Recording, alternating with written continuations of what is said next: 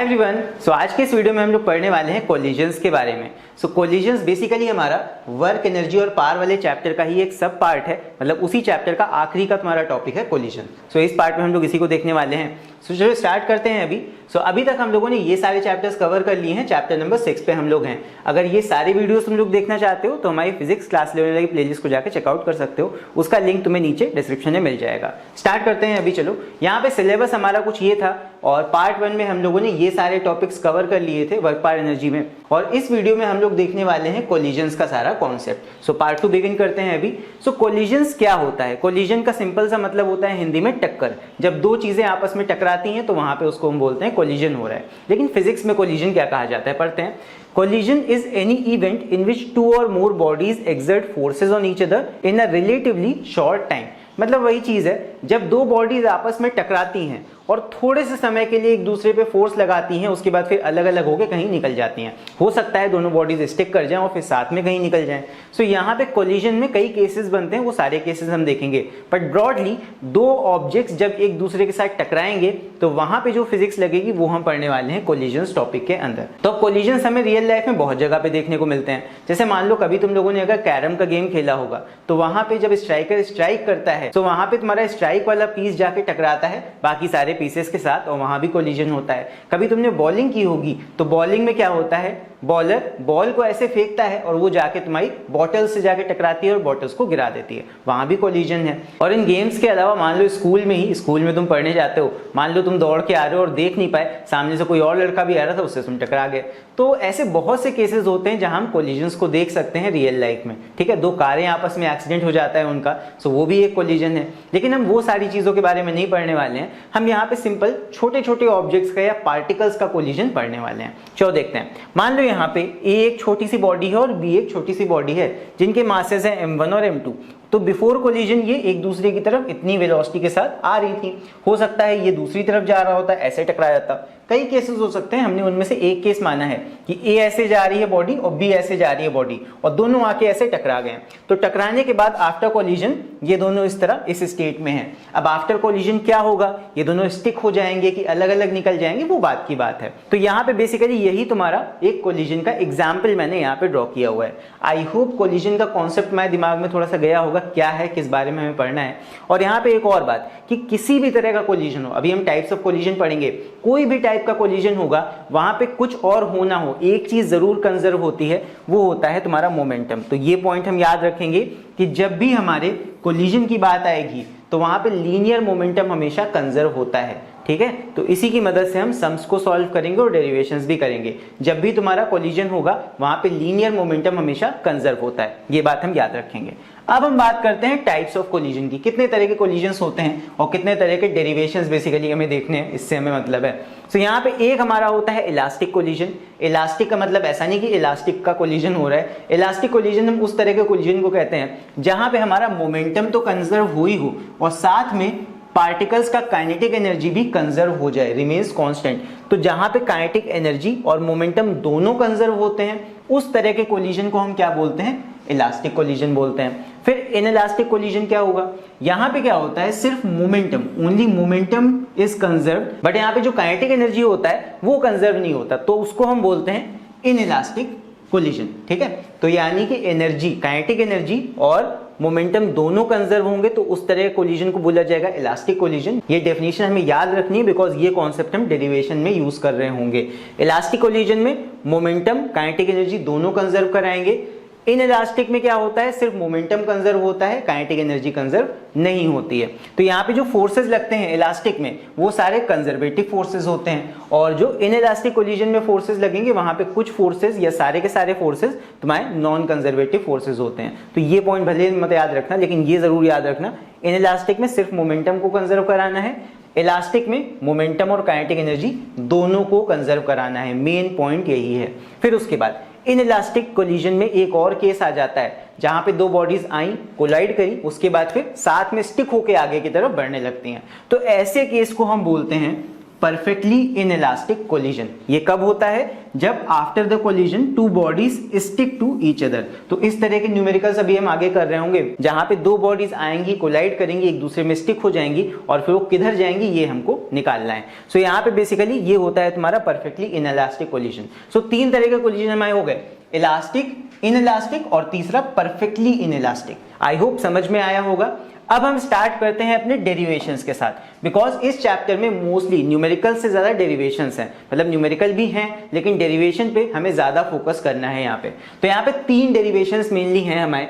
एक तो elastic collision in one dimension. अब वन डायमेंशन का मतलब एक लाइन में जब चीजें मूव करेंगी तो वहां पे हम 1D वाला कॉन्सेप्ट लगाएंगे। लेकिन कभी कभी क्या होता है, मान लो ऑब्जेक्ट्स है, टकराए, एक ऑब्जेक्ट इधर चला गया, एक ऑब्जेक्ट इधर चला गया, तो डायरेक्शन जहां चेंज होगा, जहां एंगल्स आ जाएंगे मोशन में, वहां पे हमारा 2D मोशन चालू हो जाता है। तो यहाँ पे हमारा प्लेन मोशन हम कंसिडर करेंगे, वेक्टर्स में सॉल्व करेंगे चीजें।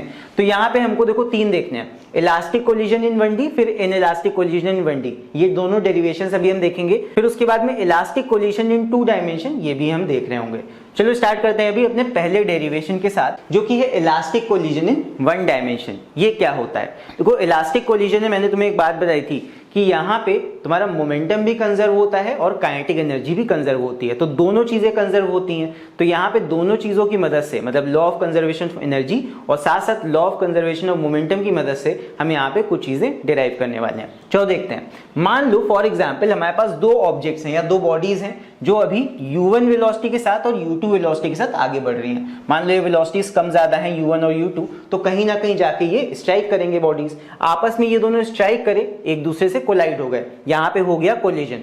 अब कोलिजन के बाद हो सकता है कुछ बॉडीज का यहाँ पे वेलोसिटी चेंज हो जाए, एक बॉडी v2 वेलोसिटी के साथ b वाली निकल जाएगी और a वाली वेलोसिटी v1 वेलोसिटी के साथ। अब यहाँ पे एक बात हम याद रखेंगे, ये हम वन डायमेंशन की बात कर रहे हैं, तो यहाँ पे वेलोसिटीज आगे पीछे किधर भी हो सकती है लेकिन स्ट्रेट लाइन में ही होंगी। ये हमारा यहाँ पे एक मजबूरी है, बिकॉज हम वन डायमेंशन की यहाँ बात कर रहे हैं अभी।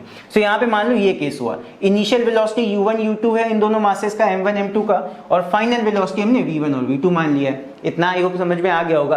अब इसके बाद यहाँ पे हमें क्या करना है, देखो दो कॉन्सेप्ट यहाँ मैंने बताए थे, मोमेंटम को कंजर्व कराना है और एनर्जी को कंजर्व कराना है। सो मोमेंटम कंजर्व होता है इस तरह के कोलिजन में, ठीक है, इलास्टिक कोलिजन है ये। मोमेंटम तो हर तरह के कोलिजन में कंजर्व होगा, खैर। तो यहाँ पे मोमेंटम को कंजर्व कराना है, इसका मतलब initial momentum is equal to final momentum. Initial momentum क्या होगा भाई, इस बॉडी का कुछ momentum m1 v1, mass into velocity momentum होता है, तो इसका मोमेंटम हो गया m1 u1, इसका momentum m2 u2 is equal to final momentum क्या होगा, फाइनल वाली वेलोसिटीज को इनसे मल्टीप्लाई करा दो, हो जाएगा m1 v1 plus m2 v2। इतना हो गया।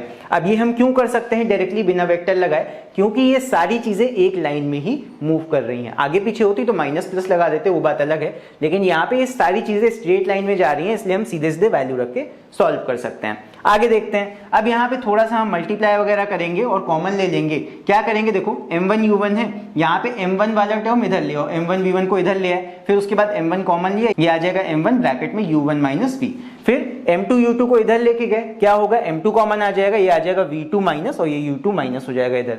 सो m2 कॉमन ये आ गया। अब यहाँ पे देखो, इसके बाद में हम कहते हैं यहाँ पे काइनेटिक एनर्जी भी कंजर्व हो रही है। मैंने बताया था मोमेंटम के साथ साथ क्योंकि काइनेटिक एनर्जी भी कंजर्व हो रही है, तो इसकी मदद से भी एक इक्वेशन बना लेते हैं। यहाँ पे इक्वेशन क्या बनेगा, देखो काइनेटिक एनर्जी इनिशियल वाला क्या होगा, हाफ m1 u1 स्क्वायर पहले बॉडी का और दूसरे बॉडी का हाफ m2 u2 स्क्वायर, फिर इसको हम इक्वल टू रख देंगे फाइनल वाले काइनेटिक एनर्जी से, यानी कि half m1 v1 square plus half m2 v2 square, ये हो जाएगा तुम्हारा फाइनल वाली दोनों बॉडीज का kinetic energy. So initial kinetic energy is equal to final वाला काइनेटिक एनर्जी, ये हमने निकाल लिया। अब इसको थोड़ा सा सॉल्व करेंगे, कॉमन वॉमन लेंगे, हाफ हाफ तो सब में कट जाएगा, क्या बचेगा, यहाँ बचेगा m1 और फिर m1 v1 स्क्वायर वाले टर्म को इधर ले आएंगे, माइनस में आ जाएगा, m1 कॉमन लेंगे, क्या आ जाएगा u1 स्क्वायर और माइनस v1 स्क्वायर, फिर यही चीज उधर करेंगे, m2 u2 स्क्वायर को उस साइड ले जाएंगे, क्या होगा, m2 कॉमन आ जाएगा, उधर आ जाएगा v2 स्क्वायर माइनस और ये वाला u2 स्क्वायर कॉमन ले लेंगे, इधर उधर ले जाके ये बन जाएगा हमारा इक्वेशन। तो यहाँ पे देखोगे दो इक्वेशन बन के आई हैं। एक तो तुम्हारी फर्स्ट इक्वेशन ये बन के आई थी जब हमने मोमेंटम को कंजर्व कराया था, और एक सेकंड इक्वेशन ये बन के आई है जब हमने एनर्जी को कंजर्व कराया है। दोनों इक्वेशंस को अब हम डिवाइड कर देंगे, divide this equation by this equation, मतलब dividing equation number 2 by equation number 1। ऐसा करने से होगा क्या, देखो m1 m1 कट जाएगा, m2 m2 कट जाएगा, क्या बचेगा देखते हैं। आगे यहाँ पे देखो डिवाइडिंग इक्वेशन 2 बाय इक्वेशन 1, ये मैंने दोनों इक्वेशंस को आपस में डिवाइड कर दिया, लिख दिया।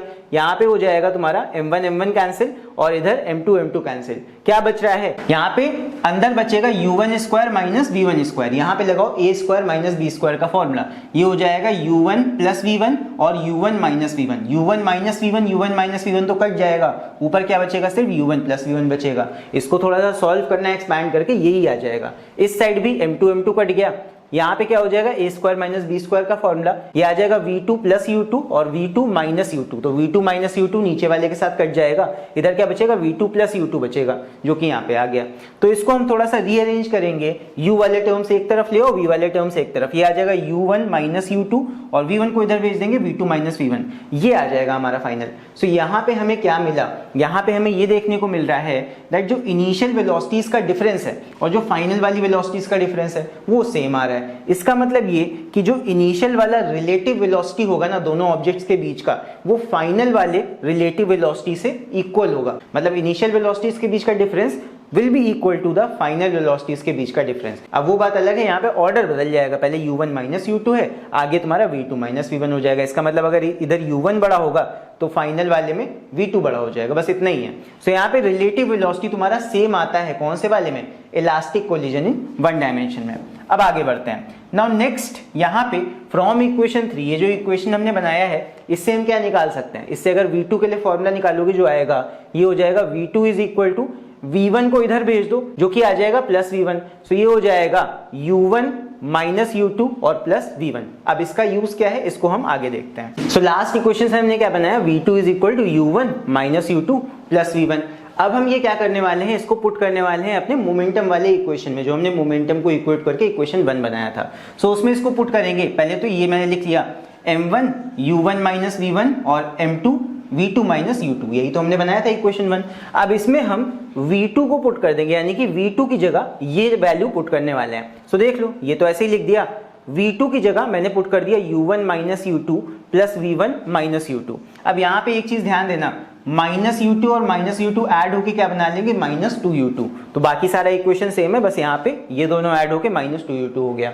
आगे देखो, इसके बाद में अब यहाँ पे m1 को मल्टीप्लाई कर दो ब्रैकेट के अंदर, m2 को मल्टीप्लाई कर दो इस वाले ब्रैकेट के अंदर। फिर उसके बाद क्या करोगे, m1 वाले टर्म से एक तरफ आएंगे, यहाँ पे m1 होगा एक्चुअली इस जगह पे m1 v1, ठीक है। फिर इसके बाद हम क्या करेंगे, यहाँ पे v1 वाले टर्म्स को एक तरफ ले आएंगे। देखो v1 यहाँ पे, इसको राइट साइड भेज दो और बाकी सारे टर्म ले आओ इधर, तो ये क्या बन जाएगा, m1 u1 इधर से m2 u1 इधर आ जाएगा माइनस में, और m2 v1 तो इधर ही रहने देंगे, माइनस 2 m2 ये इधर ले आएंगे, ये आ जाएगा तुम्हारा प्लस 2 m2 u2, और इसको भेज देंगे इधर तो ये इधर आ जाएगा प्लस में। देख लो, ये आ गया हमारा m1 v1 इधर प्लस में हो गया, और m2 v1 ये था, ये इधर है ही प्लस में। अब इन दोनों टर्म्स में से v1 को कॉमन ले लिया, ये हो गया m1 प्लस m2, और इस साइड क्या करोगे, इस साइड यहाँ पे u1 को कॉमन ले लोगे जो कि आ जाएगा m1 माइनस m2, और ये वाला टर्म ऐसे यहाँ पे रहेगा। इसके बाद देखो क्या होगा, फिर बस इसके बाद यहाँ पे क्या करेंगे, जो v1 के साथ में यहाँ पे ये टर्म है इसको हम ले आएंगे इधर डिवाइड में। क्या बनेगा देखना, यहाँ पे हो जाएगा v1 इज इक्वल टू, मैंने पलट के लिख लिया इसको, v1 इज इक्वल टू हो जाएगा m1 माइनस m2 के डिवाइड में आ जाएगा m1 प्लस m2, और मल्टीप्लाई में क्या है u1, ये हो गया। फिर 2 m2 u2 के डिवाइड में आ जाएगा m1 प्लस m2, और इसके बगल में क्या है u2, मैंने बाहर लिख दिया इससे।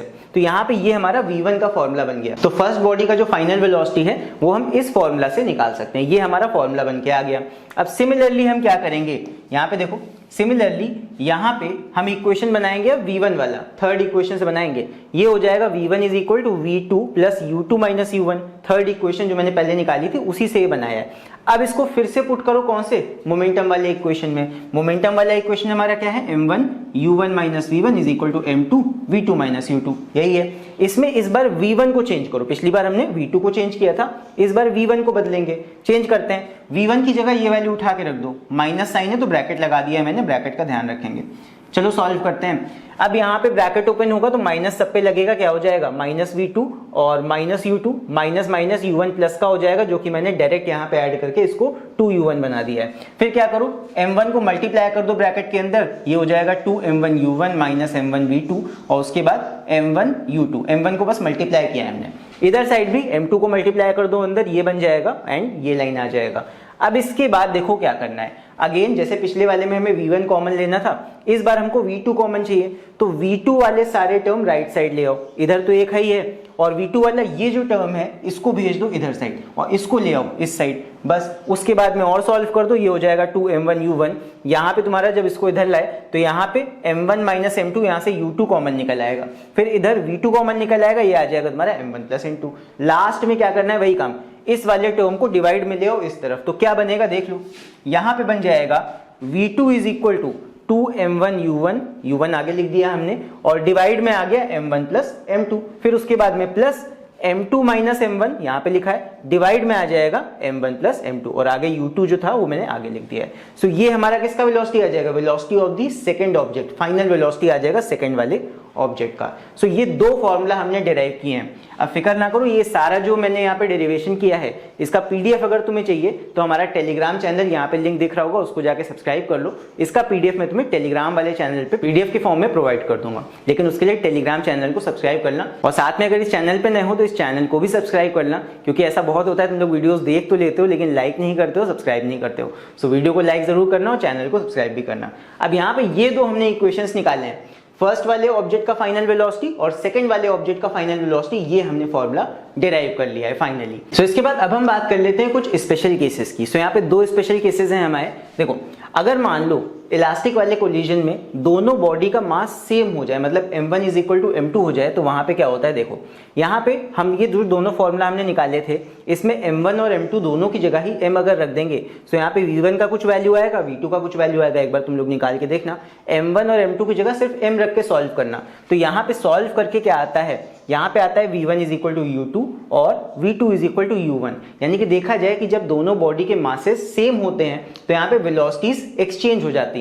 मतलब जैसे मान लो दो ऑब्जेक्ट से a और b, ये मान लो a है ये b है, तो यहाँ पे a जा रहा है 2 से और b जा रहा है 3 मीटर पर सेकंड की स्पीड से। तो जब कोलाइड करेंगे तो यहाँ पे दोनों की वेलोसिटी इंटरचेंज हो जाएगी, a की वेलोसिटी इस बार 3 बन जाएगी, b की 2 हो जाएगी। मतलब जो शुरुआत में वेलोसिटी थी वो स्वैप हो गई, इंटरचेंज हो गई। तो ये हो जाता है केस जब दोनों बॉडी के मासेस सेम होते हैं, ठीक है। तो ये स्पेशल एक केस है।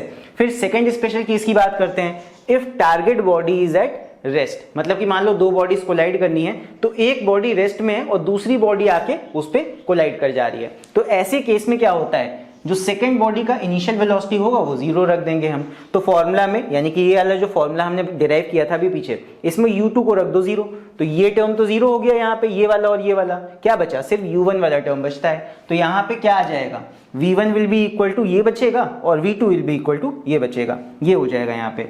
सो बस इसके बाद इसके ऊपर भी बेस्ड कुछ स्पेशल केसेस देखते हैं। मतलब कि जो सेकंड वाला ये हमने स्पेशल केस निकाला है, इसके भी कुछ सब केसेस बनते हैं। जैसे मान लो एक बॉडी रुका हुआ है, उसमें भी एक केस बनता है कि हमारे बॉडी के मासेस इक्वल हो जाए, मतलब m1 is equal to m2 हो जाए। तो यहाँ पे क्या होता है, इस फॉर्मूला में m1 is equal to m2 रख के देखो, यहाँ पे ये तो 0 हो जाएगा तो v1 0 हो गया। यहाँ पे क्या होगा, यहाँ पे ऐड हो जाएगा m1 और m2, मतलब m और m ऐड होगा। सो 2m बाई 2m कट जाएगा, ये आ जाएगा v2 is equal to u1। यानी कि जब दोनों बॉडी का मास सेम है और एक बॉडी रुकी है दूसरी बॉडी टकरा रही है, तो क्या होता है फाइनली, v1 तो 0 हो जाता है। मतलब कि जो बॉडी टकराएगी आके उसका तो फाइनल वेलोसिटी 0 हो जाएगा फर्स्ट वाली बॉडी का, लेकिन जो सेकंड बॉडी होगी वो अब तुम्हारी पहली वाली बॉडी की वेलोसिटी लेके चली जाएगी। ये होता है यहाँ पे, वेलोसिटीज एक्सचेंज हो जाती हैं। तो वही चीज यहाँ हो रही है, यानी कि अब रुक कौन जाएगा, पहली वाली बॉडी, और जो पहली वाली बॉडी का इनिशियल वेलोसिटी था वो ट्रांसफर हो जाएगा दूसरे वाली बॉडी में, और दूसरा बॉडी तुम्हारा उतनी वेलोसिटी के साथ मूव करके निकल जाएगा आगे। इसके बाद एक और स्पेशल केस देखते हैं इसी का।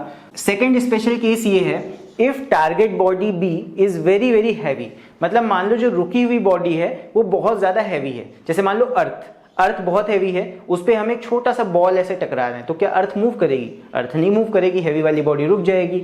सो यहाँ पे if the target body B is very very heavy, मतलब m2 जो मास है वो बहुत ज्यादा है एज कंपेयर टू m1, तो हम m1 को इग्नोर कर देते हैं। तो ये जो फॉर्मूला हमने बनाया था ऊपर, ये जो हमने फॉर्मूला बनाया था, इसमें हम m1 को इग्नोर 0 रख देते हैं और सिर्फ m2 के लिए सॉल्व करते हैं। यहाँ पे m1 को अगर 0 रख के सॉल्व करोगे तो कितना आता है देख लो, यहाँ पे आता है v1 is equal to minus u यानी कि जो बॉडी इस पे टकराएगी, जैसे मान लो अर्थ पे बॉल तुम फेंकते हो तो जब टकराती है तो उसका वेलोसिटी रिवर्स हो जाता है और सेम वेलोसिटी से वो रिवर्स होकर वापस आ जाती है। तो यहाँ पे वही चीज है, जो पहली बॉडी का वेलोसिटी होगा वो -u हो जाएगा, यानी इनिशियल वेलोसिटी 5 था तो मान लो -5 डायरेक्शन में वो मूव करने लगेगी टकराने के बाद। लेकिन जो दूसरी बॉडी हैवी वाली है उसके वेलोसिटी पे कोई भी फर्क नहीं पड़ेगा, उसका फाइनल वेलोसिटी इनिशियल भी 0 था, फाइनल भी 0 रहेगा। सो अगर मान लो सेकंड वाला बॉडी हैवी है बहुत ज्यादा तो वो मूव ही नहीं करेगा अपनी जगह से, ये है।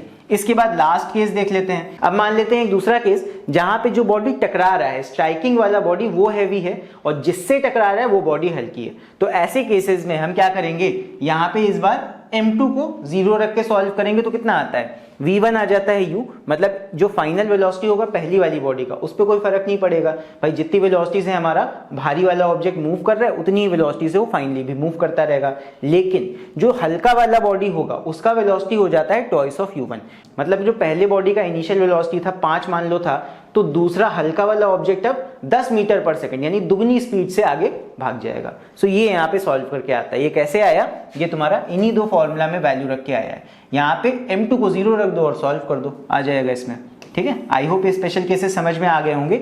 अब ये तुम्हारे न्यूमेरिकल्स के लिए उतना इंपॉर्टेंट नहीं है, जितना भी डेरिवेशन यहाँ पे हमने देखा ये सारा का सारा तुम्हारे एग्जाम में पूछा जा सकता है डेराइव करने के लिए। सो ये सारा डेरिवेशन मैं पीडीएफ फॉर्म में तुम्हें दे दूंगा, आई होप समझ में आ गया होगा। पीडीएफ फॉर्म में एक बार देख लेना इसको। सो पीडीएफ के लिए टेलीग्राम चैनल जरूर से सब्सक्राइब कर लेना जाके।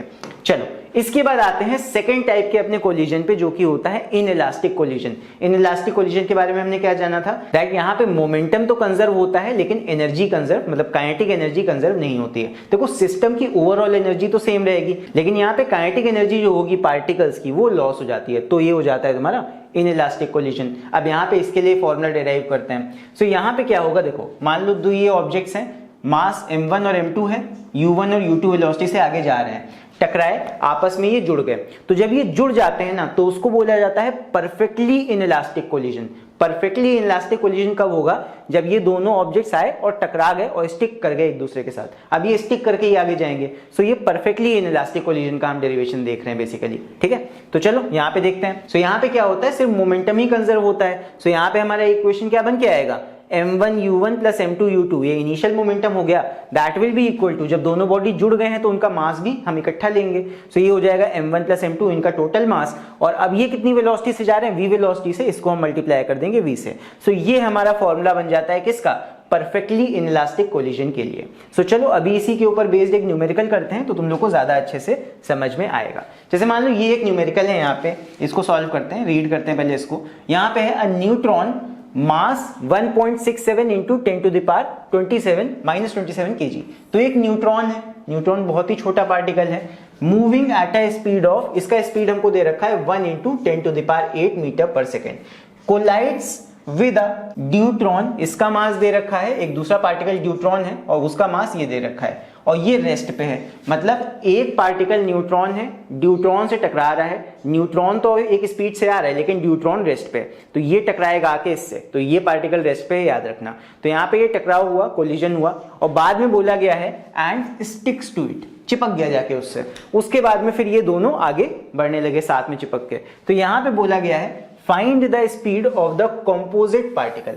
तो जब ये आपस में स्टिक कर गए एक दूसरे से, यानी कि ट्रिटॉन बन गए, सो यहाँ पे ये कितनी स्पीड से आगे जाएंगे ये हमको फाइनल वेलोसिटी निकालना है कैलकुलेट करके। सो यहाँ पे कुछ इस तरह का केस हो रहा है, ये न्यूट्रॉन है, जाके ड्यूट्रॉन से टकराया, बाद में चिपक गया और एक फाइनल वेलोसिटी से आगे जाने लगा। सो बस यहाँ पे देख लो, मोमेंटम को कंजर्व करा के हम यहाँ पे निकाल सकते हैं। सो यहाँ पे फॉर्मूला वही लगाएंगे कंजर्वेशन ऑफ मोमेंटम वाला, जो कि यहाँ पे देखो लगाया हुआ है मैंने, m1 u1 plus m2 u2 is equal to m1 plus m2 multiply by v। तो सॉल्व कर लो इसको, यहाँ पे बस वैल्यू रखनी है हमें। सो m1 u1 ये है, रखा हमने, प्लस 0, देखो सेकंड वाले ऑब्जेक्ट का, सेकंड वाले पार्टिकल का जो तुम्हारा मोमेंटम होगा इनिशियल वो 0 हो जाएगा। क्यों, बिकॉज ये रेस्ट पे है शुरुआत में, यानी कि यहाँ पे u2 0 है तो ये 0 हो गया, मैंने 0 ही लिख दिया इसलिए डायरेक्ट। फिर उसके बाद फाइनल तुम्हारा मोमेंटम कितना हो जाएगा, m1 प्लस m2 दोनों के मासेस को जोड़ो और मल्टीप्लाई कर दो फाइनल वाले वेलोसिटी से, ये हो जाएगा फाइनल मोमेंटम। तो फाइनल मोमेंटम में हमें क्या नहीं पता, v का वैल्यू नहीं पता है, उसी को निकालना है। तो बस सॉल्व कर लो इसको, ये आ जाएगा इतना, मल्टीप्लाई कर लेना। उसके बाद में इन दोनों टर्म्स को ऐड करोगे, पावर सेम है 10 की, तो इसको डायरेक्टली ऐड करके इस तरह लिख सकते हो। सो ये आ जाएगा v के मल्टीप्लाई में। अब क्या करो, इस पूरे टर्म को भेज दो इधर डिवाइड में। सो ये आ जाएगा v is equal to 1.67 into 10⁻⁻19 divide by 5.01 into 10⁻⁻27।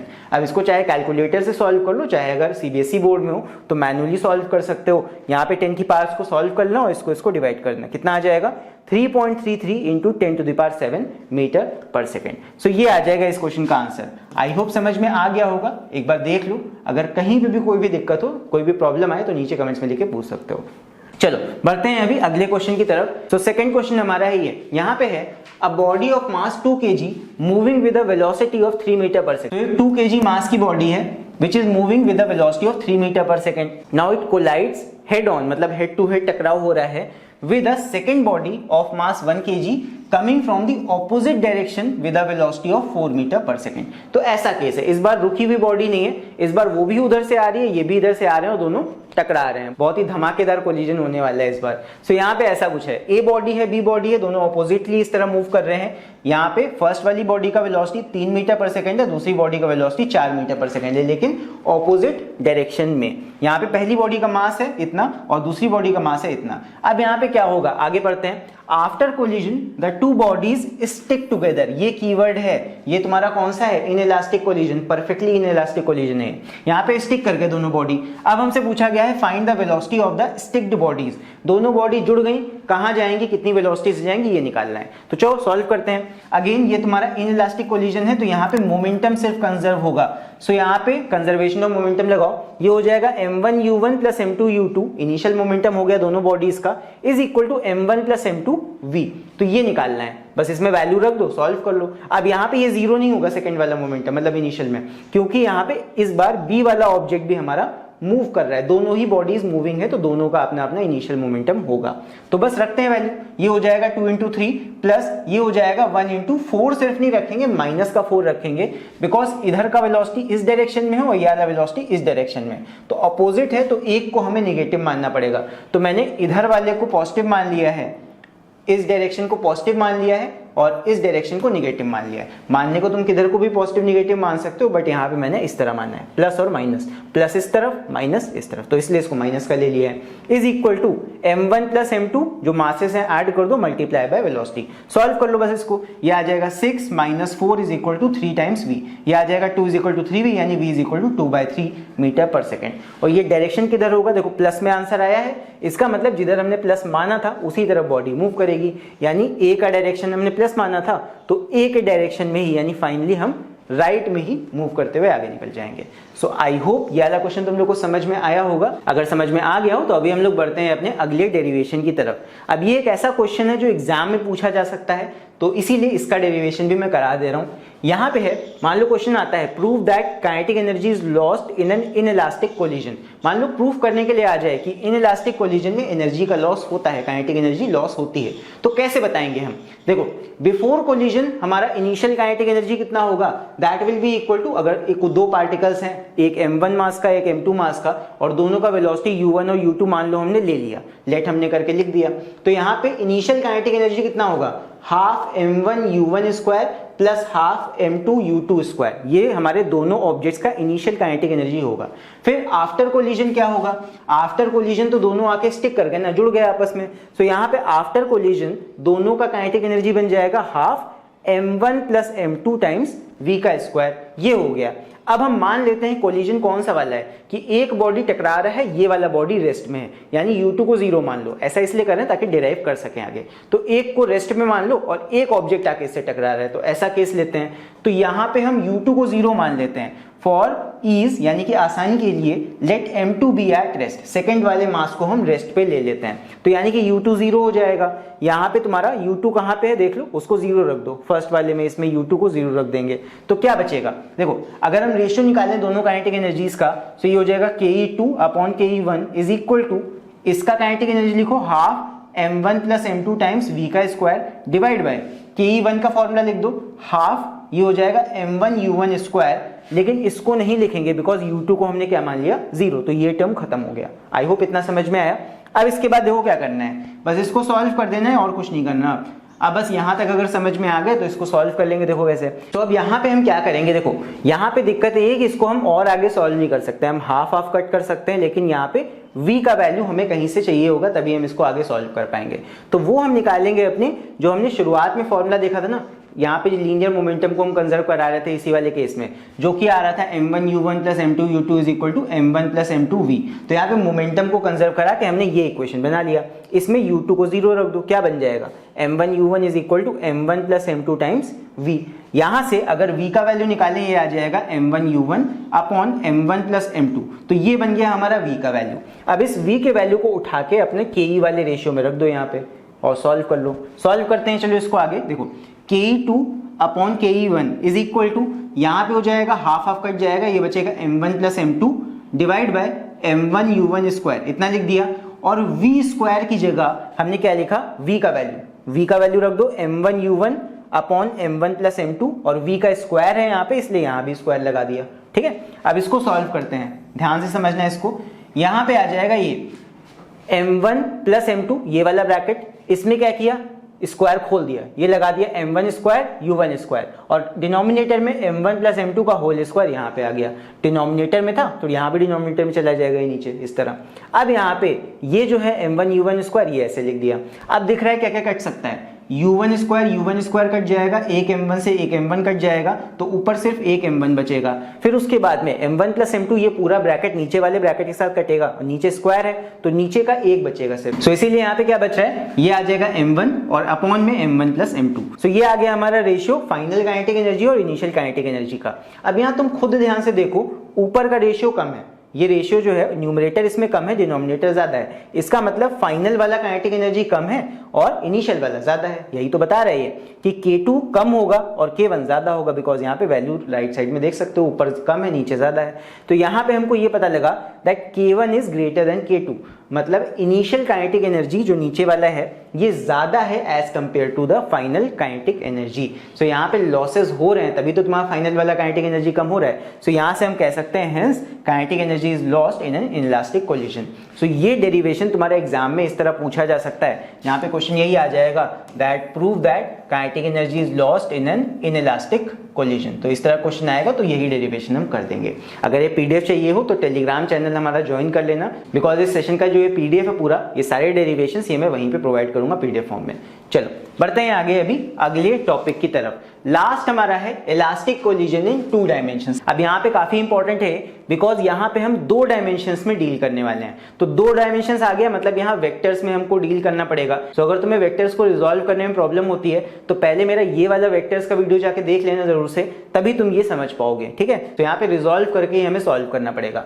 सो यहाँ पे देखो क्या हो रहा है, यहाँ पे एक ऑब्जेक्ट है दूसरा ऑब्जेक्ट है, दोनों आपस में टकराए और उसके बाद में अब ये स्ट्रेट नहीं गए इस तरह। पहले क्या हो रहा था, ऐसे ऑब्जेक्ट टकरा रहे थे स्ट्रेट जा रहे थे, लेकिन अब हम क्या कह रहे हैं कि ये ऑब्जेक्ट आया कुछ ऐसे टकराया तो अब ये एंगल पे इस तरह एक ऊपर निकल जाएगा एक नीचे निकल जाएगा, इस तरह का कोलिजन कुछ हो रहा है। तो यहाँ पे कैसे हम चीजों को सॉल्व करते हैं इसके बारे में देखते हैं। अगेन वही चीज, 2 ऑब्जेक्ट्स हैं, दोनों का m1 m2 मास ले लिया और u1, और इस वाले का हमने आसानी के लिए रेस्ट में इसको मान लिया। ऐसे ही केस के क्वेश्चंस भी तुम्हारे में आएंगे तो इसलिए हम इसी का डेरिवेशन कर रहे हैं। इसको रेस्ट में मानेंगे, ये मूव करके आके इससे टकरा रहा है। क्या हुआ टकराव के बाद, जैसे मान लो कैरम में हम स्ट्राइक करते हैं, एक को हम मूव करते हैं, दूसरे वहां पे जो पीसेज होते हैं वो तो रेस्ट पे ही रखे होते हैं। तो वही मान लो ये मान लो कैरम का स्ट्राइकर है और ये हमारा पीस है जिसको हमें स्ट्राइक करना है, ये रुका हुआ है। तो इस पे स्ट्राइक किया, जब कैरम से स्ट्राइक करते हैं ना एंगल पे, तो क्या होता है स्ट्राइकर इधर जाता है और पीस हमारा इधर जाता है। तो वही चीज सोच लो, ऐसा कुछ यहाँ पे कोलिजन हो रहा है पार्टिकल्स का।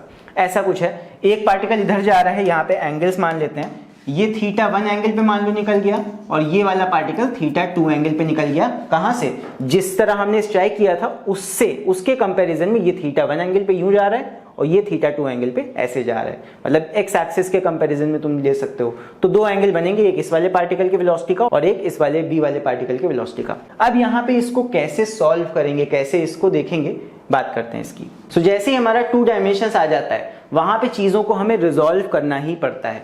तो यहाँ पे by law of conservation of momentum, फिर से मोमेंटम का ही कंजर्वेशन करेंगे हम। ये हो जाएगा m1u1 वेक्टर में लेंगे क्योंकि इस बार अब एंगल्स इन्वॉल्व हैं, चीजें अलग अलग डायरेक्शन में जा रही हैं। सो m1u1 इज इक्वल टू एक ही का निकालेंगे बिकॉज u2 तो जीरो है। फिर उसके बाद फाइनल मोमेंटम क्या हो जाएगा, is equal to m1v1 vector plus m2v2 vector. ये है। अब वेक्टर का मतलब ये रिजॉल्व करके सॉल्व करना पड़ेगा, x एक्सिस में अलग, y एक्सिस में अलग। यहाँ थोड़ा सा मैं तुम लोग को बता देता हूँ, देखो यहाँ पे ध्यान देना, अगर इस v1 वेलोसिटी को हम रिजॉल्व करेंगे x एक्सिस पे तो क्या हो जाएगा, v1 वेलोसिटी इधर रिजॉल्व होकर हो जाएगी v1 cos थीटा1 एंगल पे है ना, बेस की तरफ यानी थीटा एंगल की तरफ जब रिजॉल्व करते हैं तो ये v1 क्या बन जाएगा इधर आके, v1 cos theta x axis पे। उसी तरह v2 वेलोसिटी को इधर रिजॉल्व करोगे तो क्या हो जाएगा, ये भी cos में चेंज होगी बिकॉज एंगल की तरफ ही यहाँ पे रिजॉल्व कर रहे हैं। तो ये हो जाएगा हमारा v2 cos थीटा2, ये x एक्सिस में आ गए, दोनों ऐड हो जाएंगे। इन्हीं को अगर हम y एक्सिस में रिजॉल्व करते तो y एक्सिस में रिजॉल्व करोगे तो आ जाएगा कुछ ऐसा, इधर आ जाएगा v1 का हम रिजॉल्व कर रहे हैं तो इधर आ जाएगा v1, इधर साइन हो जाता है, एंगल क्या है थीटा1, तो v1 साइन थीटा1 इधर आ गया। इसी के ऑपोजिट जब v2 के लिए परपेंडिकुलर रिजॉल्व करोगे y एक्सिस में तो ये आ जाएगा v2 साइन थीटा2, और इन दोनों का डायरेक्शन ऑपोजिट होगा, याद रखना। तो ये इसके बराबर होता है, दोनों आपस में माइनस होके जीरो ही देते हैं। तो ये अभी हम देख लेंगे, तो एक x एक्सिस पे सॉल्व करेंगे और एक y एक्सिस के लिए सॉल्व करेंगे। सो बस इसको देख लेते हैं। यहाँ पे by law of conservation of momentum क्या हो जाएगा, x डायरेक्शन में m1u1 इज इक्वल टू हो जाएगा जो हमने cos वाला डिराइव किया था, m1v1 cos theta one plus m2v2 cos theta two, cos वाले टर्म्स दोनों ऐड हो गए, और इधर इनिशियल क्या हो जाएगा m1v1 बिकॉज वो तो ऑलरेडी x में था, ठीक है, फिगर में तुम लोग को देखा होगा। अब यहाँ पे क्या है, इन y डायरेक्शन में क्या, एक हमने ऊपर साइन निकाला, एक नीचे साइन निकाला, दोनों को यहाँ माइनस कर देंगे, यहाँ माइनस होगा एक्चुअली, यहाँ पे माइनस होगा। देखो zero is equal to, because y axis में तुम्हारा नेट मोमेंटम जीरो ही होगा, बिकॉज शुरुआत में तो कोई चीज उधर मूव कर नहीं रही थी, तो इनिशियल मोमेंटम y एक्सिस में जीरो लेंगे, that will be equal to m1v1 sin theta one minus m2v2 sin थीटा2। ना समझ में आ रहा हो तो एक बार यहाँ से देख लो, एंड मेरा वेक्टर्स वाला वीडियो जरूर से जाके देख लेना अगर ये चीज डिटेल में समझनी हो तो। देख लो ये हो जाएगा तुम्हारा मास, इसका m1 है इस वाले ऑब्जेक्ट का, इसका m2 है, तो ये हो जाएगा m1v1 sin theta one minus m2v2 sin थीटा2, दोनों का नेट मोमेंटम माइनस होकर जीरो देगा, यही है।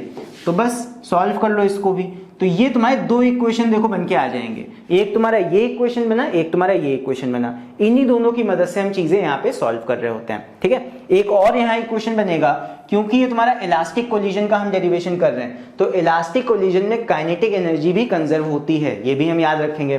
तो यहाँ पे काइनेटिक एनर्जी को कंजर्व कराने का इक्वेशन बना दो।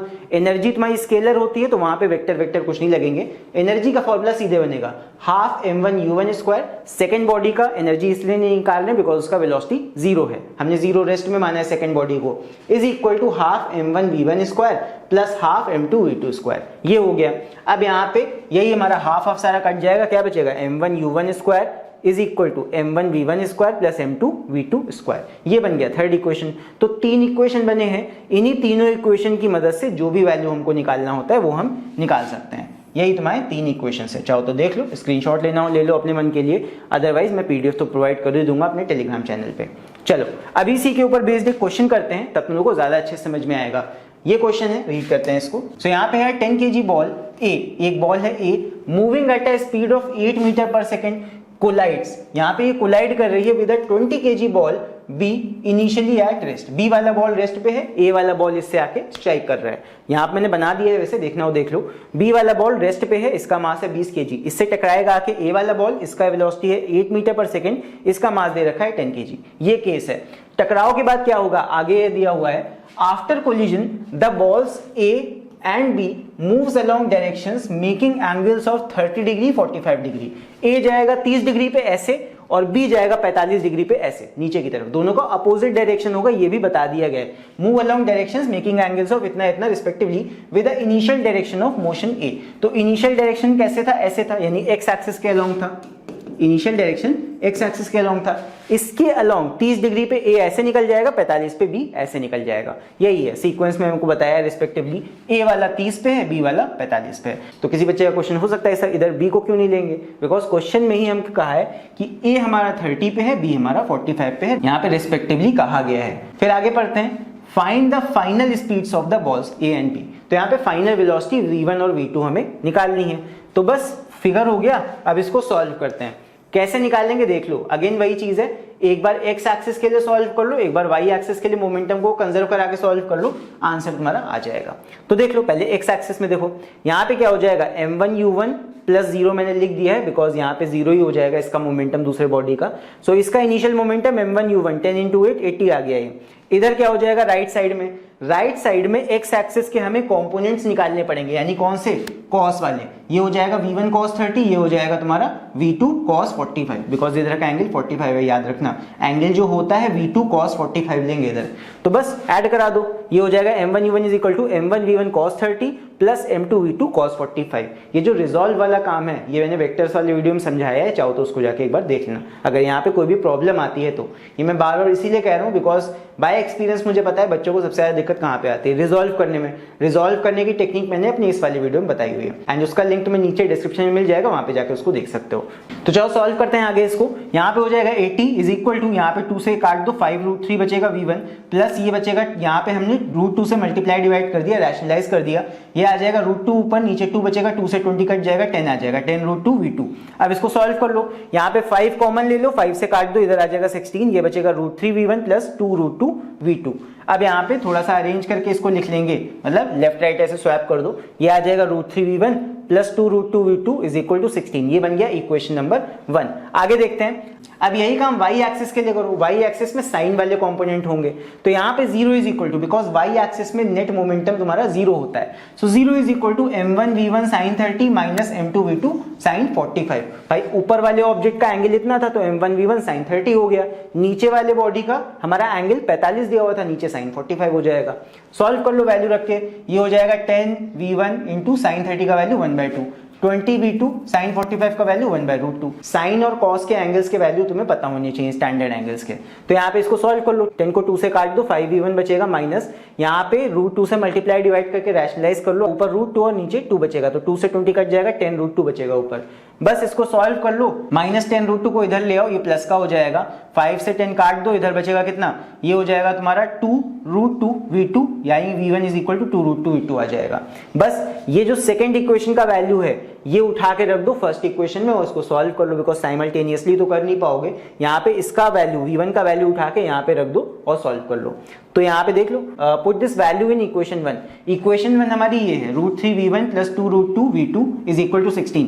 v1 का वैल्यू उठा के इसमें रखो, ये हो जाएगा √3 ब्रैकेट के अंदर 2√2 v2 प्लस बाकी आगे जो है वही सेम मैंने लिख दिया है, बस इसको सॉल्व कर लिया, √3 को मल्टीप्लाई कर दिया अंदर, ये आ जाएगा 2√2 √3 v2 plus 2√2 v2 is equal to 16।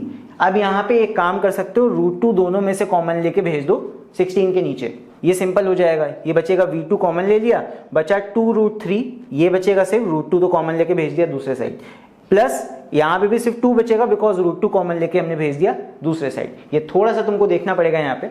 अब इसको सॉल्व कर लो, बस कुछ नहीं है इसमें। v2 इज इक्वल टू हो जाएगा, यहाँ पे को रैशनलाइज कर दो, √2 से मल्टीप्लाई डिवाइड, नीचे 2 हो जाएगा, ऊपर √2 हो जाएगा, 2 से 16 कट जाएगा, 8√2 बचेगा। 8√2 इधर बच रहा है सॉल्व होकर रैशनलाइज करके, ये आ गया, डिवाइड में ये पूरा लग गया। बस इसको सॉल्व कर लेना है, चाहे कैलकुलेटर से सॉल्व करो, चाहे इसमें √2 और √3 का वैल्यू रख के सॉल्व करो। ये आ जाएगा तुम्हारा 2.07 मीटर पर सेकेंड। तो ये आ जाएगा speed of the second body, final speed ये आ गया। इसके बाद फर्स्ट बॉडी का फाइनल स्पीड यानी v1 का वैल्यू निकालने के लिए हम क्या करेंगे, हम जो ये हमने वैल्यू बनाया था v1 का, v1 is equal to 2√2 v2, इसका यूज कर लो। So v1 is equal to 2√2 v2 था, इसमें v2 का वैल्यू रख दो और सॉल्व कर लो, ये आ जाएगा तुम्हारा 5.85 मीटर पर सेकेंड। तो इस तरह हम स्पीड ऑफ फर्स्ट बॉडी भी निकाल लेंगे। एक बार इसको खुद से सॉल्व करके देखना। सो आई होप ये वाला क्वेश्चन तुम लोग को अच्छे समझ में आ गया होगा। अब इसके बाद ये जो लास्ट क्वेश्चन है ये सेम पिछले वाले क्वेश्चन की तरह है, बस थोड़े से डिफरेंसेस हैं। एक बार इसको तुम लोग रीड करना एंड इसका स्क्रीनशॉट लेके अपने पास रख लो। इसको सॉल्व करके इसका आंसर सभी बच्चे मुझे नीचे कमेंट्स में लिख के बताएंगे, तभी मुझे पता लगेगा तुम लोग वीडियोस को यहाँ तक देख रहे हो एंड खुद से भी सॉल्व कर रहे हो। सो आई होप तुम लोग को वीडियो इन्फॉर्मेटिव लगा होगा। सो अगर ये वीडियो पसंद आया हो तो इस वीडियो को लाइक जरूर करना एंड अगर इस चैनल पे नए हो तो साथ में चैनल को सब्सक्राइब भी कर लेना एंड हमारे टेलीग्राम चैनल को भी ज्वाइन कर लेना, क्योंकि इस वीडियो का जो ये पीडीएफ है ये मैं अपने टेलीग्राम चैनल पे ही प्रोवाइड करूंगा। और इसके साथ साथ तुम्हें टेलीग्राम चैनल पे और भी इंपॉर्टेंट पीडीएफ्स मिल जाएंगे। सो हमारे टेलीग्राम चैनल को जरूर से सब्सक्राइब कर लेना।